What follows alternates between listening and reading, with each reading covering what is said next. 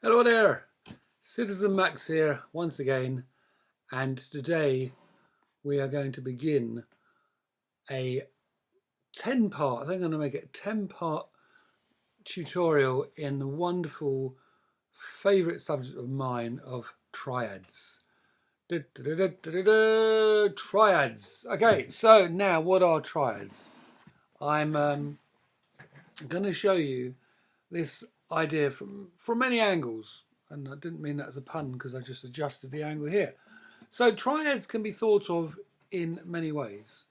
First, the most basic way is in the theory of a triad. It is the basic building block of a chord, and it is the three notes taken from the 1, 3 and 5, or the first, third and fifth degree of a major or a minor scale.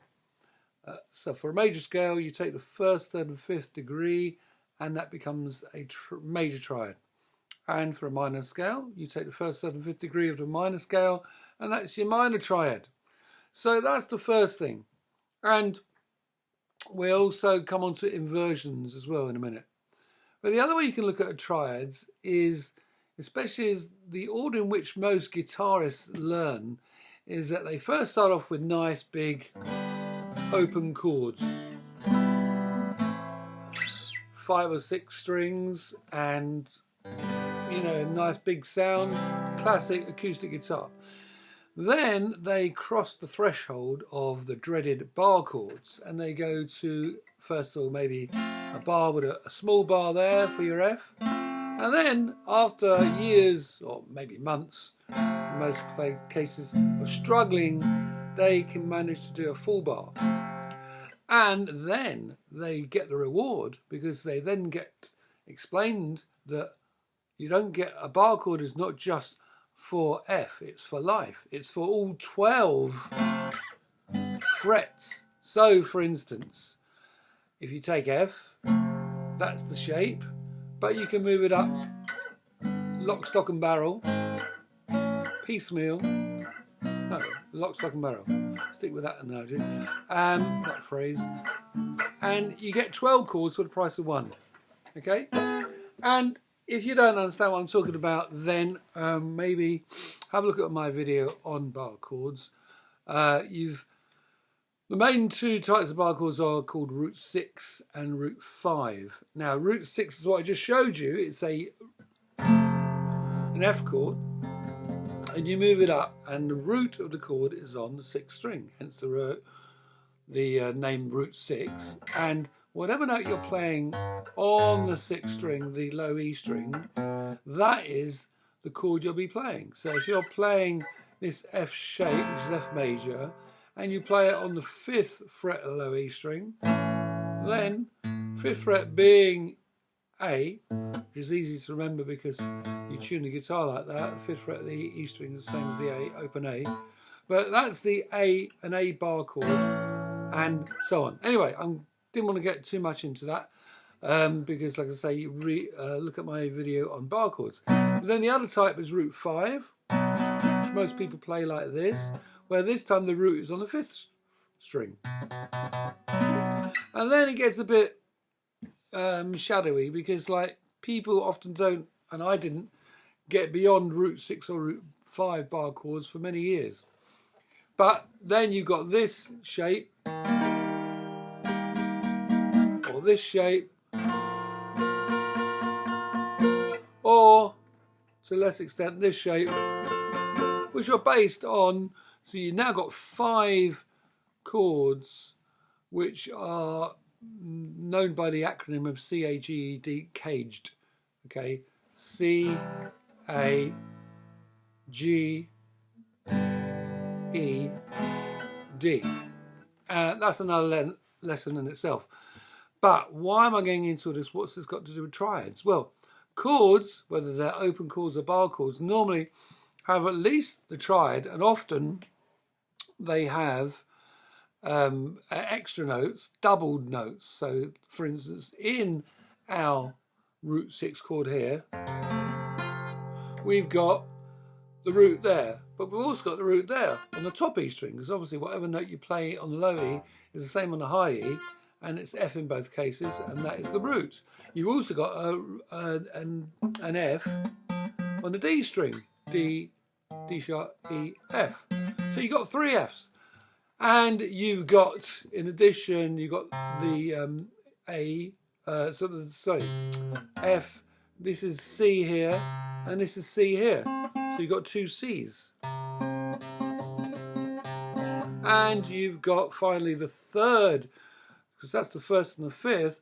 You've only got one example of the third, which is here on the G string. It's the note A. Now, the point is, as we know, bar chords are quite hard to play, even if you've been playing a long time, especially if you've got a high action guitar. So why don't we take the triad? Why don't we extract just the 3 notes? We don't need all 6 notes. Yes, they sound great many times, much of the time, but many times you can get away with, and it sounds even better if you just play 3 notes. So the shape we use is, there's many types of shapes, because this, in a triad there's 3 notes, as we just said. So you can potentially use the high E, the B and the G, that's 3 strings, and you can play the triad on there, or the B, the G and the D, or the G, the D and the A, or the D, the A and the low E. You've got 4 options there of playing triads if you want to play the 3 notes of the triad on adjacent strings. If you want to play it missing out strings, that's another thing entirely. That's a bit complicated, which we don't need to worry about at the moment. Now, the next thing is, so where is the triad? Well, there are actually more than one triad, as we said. You've got repeated notes here, but the only place you can get the triad on adjacent strings is here on the D, G and B string, and this is a lovely, easy to play shape. Diagonal 1, 2, 3, starting on the 3rd fret of the B string, 2nd fret of the G string, and the 5th fret. Sorry, start again. The 3rd fret of the G string, B string. Sorry, 3rd fret of the B string, 4th fret of the G string, and 5th fret of the D string. Now that is, we're now playing G, by the way. I've done this. It's extracted from this G root 6 chord, and it's now just this. Obviously much easier to play, and as you can probably hear what I'm doing, but you may not be able to see, so I'll try and alter the angle a bit. You can do lovely little twinkling things like this. Just 3 notes, and then you got your triad, which is movable onto any fret you want. But there are other shapes. You can't just, well, you could make do with just this one shape, and you can play all your major chords somewhere along here. So that would be G, that would be A, that would be B, that would be C, and so on. All extracted really from the bar chords of the root 6. Now, because we're not playing the 6th string when we're just doing this, I prefer to call this a root 4 chord, because the note you're playing on the 4th string, the D string, is also a root. It's the same as that.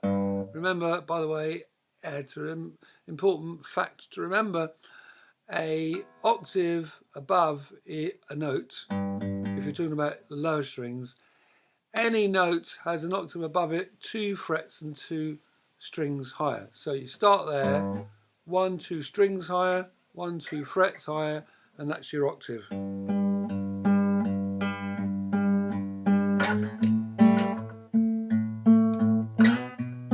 Etc.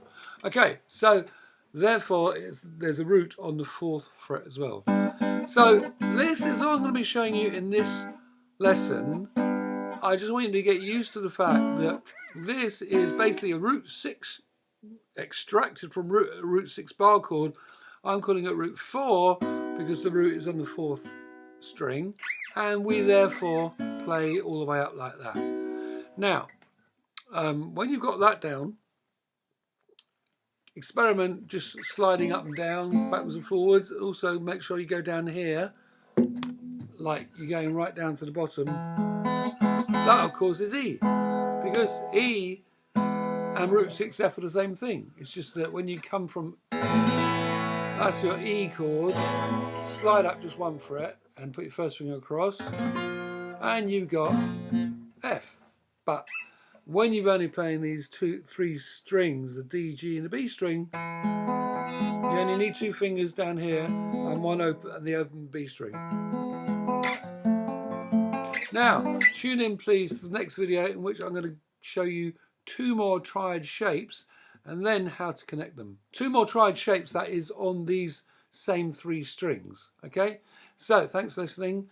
Do give me a thumbs up if you wouldn't mind. It'd be very much appreciated. And if you haven't already subscribed, well, please do. And hit the notification bell, because I will be sending you automatically any new videos that I post. So that'd be hopefully something that you'll find useful and educational and beneficial.